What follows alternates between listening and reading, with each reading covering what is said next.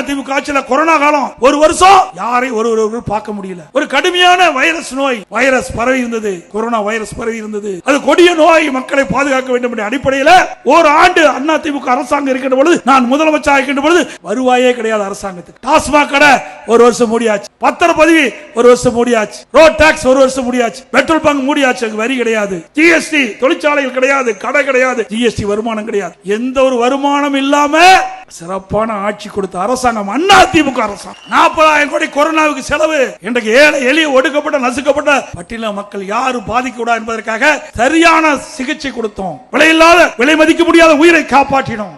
இந்தியாவிலேயே corona virus பரவலை கட்டுப்படுத்திய முதல் மாநிலம் தமிழ்நாடு என்று பாரத பிரதமர் பாராட்டினார். ஒரு ஆண்டு ரேஷன் கடையில உணவுப் பொருட்கள் விலை இல்லாம கொடுத்தோம், அரிசி கொடுத்த விலை இல்லாம, சக்கரை கொடுத்தோம், எண்ணெய் கொடுத்தோம், தொழிலாளர்களுக்கு நிதி கொடுத்தோம், எல்லா குடும்ப அட்டைக்கும் 1000 ரூபாய் கொடுத்தோம். அதே காலத்தில் தைப்பொங்கல் வந்த போது அந்த தைப்பொங்கல் பண்டிகை சிறப்பாக கொண்டாட என்பதற்காக கொரோனா காலத்தில் வேலை இல்லாம இருந்தாங்க. நம்முடைய தை பண்டிகை நம்முடைய கிராமத்திலிருந்து நகர வரை தை பிறந்தால் வழிபிறக்கும் என்ற அடிப்படையில் அந்த மக்கள் மகிழ்ச்சியோட தை பண்டிகை கொண்டாட என்பதற்காக எல்லா குடும்ப அட்டைக்கும் 2500 ரூபாய் நாங்கள் கொடுத்தோம்.